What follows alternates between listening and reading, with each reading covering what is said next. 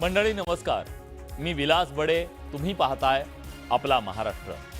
सुरुवातीला बातमी मुंबईतल्या त्या 4 जणांच्या मृत्यूच्या गूढ संदर्भातली. मुंबईच्या पायधुनी परिसरात बिर्याणी आणि कलिंगड खाल्ल्यानंतर डोकाडिया कुटुंबाचा मृत्यू झाला होता. या घटनेने संपूर्ण शहरात खळबळ उडाली होती. डोकाडिया कुटुंबाचा मृत्यू बिर्याणीनं किंवा कलिंगडामुळे झाला अशी चर्चा रंगली. अखेर 11 दिवसांनी पोलिसांना या चौघांच्या मृत्यूचं गूढ उकलण्यात यश आलंय. पण त्यांच्या मृत्यूला ना बिर्याणी कारणीभूत होती ना कलिंगड.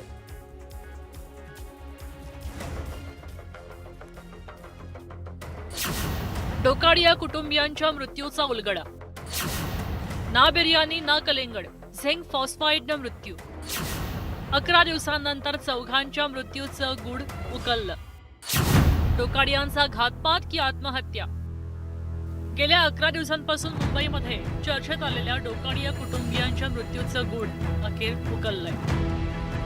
डोकाडिया कुटुंबातले पती पत्नी आणि 2 मुली यांचा उंदीर मारण्याच्या औषधानं मृत्यू झाला असं निष्पन्न झालं. फॉरेन्सिक टीमला या चौघांच्याही शरीरात झिंक फॉस्फाईडचे अंश सापडले.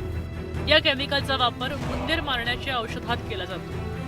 हे विषारी औषध पोटात गेल्यावर डोकाडिया कुटुंबातल्या सदस्यांना उलट्या सुरू झाल्या. त्यानंतर त्यांनी फॅमिली डॉक्टरांकडे धाव घेतली. त्रास जास्त झाला तेव्हा त्यांनी रुग्णालय गाठलं. तिथं काही तासांच्या अंतरानं त्यांचा मृत्यू झाला. पोलिसांच्या तपासात डोकाडिया यांच्या घरात उंदीर मारण्यासाठी वापरल्या जाणाऱ्या 2 वड्या आणि स्प्रे सापडलाय. यात वड्यांचं पाकिट हे सीलबंद असून स्प्रेचा वापर झाल्याचं समोर येत आहे. महत्त्वाचं म्हणजे डोकाडियांची हत्या की आत्महत्या, आता असा सवाल उपस्थित होतो. पोलिसांनी केलेल्या तपासामध्ये आणि फॉरेन्सिक लॅबमधल्या अनेक चाचण्यांनंतर या प्रकरणाचा घटनाक्रम समोर आलाय. डोकाडिया कुटुंबानं आधी उंदीर मारण्याचं औषध खाल्लं असावं. त्यानंतर औषधाची चव घालवण्यासाठी कलिंगड खाल्लं. कारण कलिंगडाच्या सालींवर त्यांच्या दातांवरच्या औषधाचे नमुने सापडले. औषध खाल्ल्यानंतर त्यांना उलट्या होऊ लागल्या आणि उलट्यांमुळे काही प्रमाणात विष शरीराच्या बाहेर पडलं. त्यामुळे त्यांचा मृत्यू लगेच झाला नाही, दुसऱ्या दिवशी झाला. ते मेटाबॉलिक टॉक्सिन आहे, म्हणजे सपोज झिंक सल्फेट पकडलं आपण, ते खाल्ल्याने मेन गॅस्ट्रिक सिम्पटम्स होतात. त्याच्यामध्ये स्टमक ॲसिडमुळे ते मिक्स होतं, गॅस तयार होतो आणि त्याच्यामुळे सेल देत होते. तर पहिलेचे जे सिम्पटम्स असतात ते गॅस्ट्रिक सिम्पटम्सच असतात आणि हळूहळू मग ते डिहायड्रेशन, हायपोटेन्शन, नॉशिया, वॉमिटिंग याच्याने देत होते. पोलीस तपासामध्ये समोर आलेल्या या घटनाक्रमानुसार डोकाडिया कुटुंबानं आत्महत्या केली असावी अशी शक्यता बळावते. त्याचवेळी फक्त अब्दुल्ला डोकाडिया यांनी आत्महत्या करून पत्नी आणि मुलींना विष देऊन त्यांची हत्या केल्याचीही एक शक्यता आहे.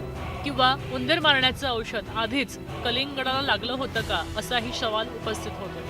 डोकाडिया कुटुंबाच्या घातपाताची ही शक्यता वर्तवली जाते. उंदीर मारण्याचं औषध म्हणून ओळखलं जाणारं झिंक फॉस्फाईड त्याच्या शरीरामध्ये गेलंच कसं? हे विष बाजारात सहज मिळणारं रॅट पॉयझन होतं की लॅबोरेटरीमध्ये मिळणारं 100% कॉन्सन्ट्रेटेड झिंक फॉस्फेट होतं? हा सवाल अजूनही अनुत्तरितच आहे. फॉरेन्सिक टीमने पायधुनी प्रकरणातील फॉरेन्सिक रिपोर्ट हा पोलिसांना दिलेला आहे. त्यात 4ही मृतांच्या अंतर्गत अवयवांमध्ये झिंक फॉस्फाईड सापडलंय. त्याचसोबत पोटातील अन्नामध्ये देखील हे झिंक फॉस्फाईड आढळून आलेलं आहे. याचसोबत जो कलिंगड खाल्ला होता त्या कलिंगडांच्या सॅम्पलमध्ये देखील झिंक फॉस्फाईड स्पष्टपणे सापडलेलं आहे. मात्र तपासणीसाठी नेलेले इतर पदार्थ होते, त्यात हे झिंक फॉस्फाईड सापडलेलं नाही. पोलिसांनी घेतलेल्या झाडाझडतीमध्ये डोकाडिया कुटुंबाच्या घरात अनेक प्रकारच्या औषधांच्या गोळ्याही सापडल्या. या सगळ्या गोळ्यांची फॉरेन्सिककडनं चाचणी केली जाईल. यात ॲलोपॅथिक, आयुर्वेदिक, उनानी म्हणजे हर्बल अशा अनेक औषधांची पाकिटं सापडली आहेत. या सगळ्याचा सखोल तपास केला जाईल. त्यानंतरच ही आत्महत्या की हत्या याचा उलगडा होईल. संकेत वरक, न्यूज 18 मराठी, मुंबई.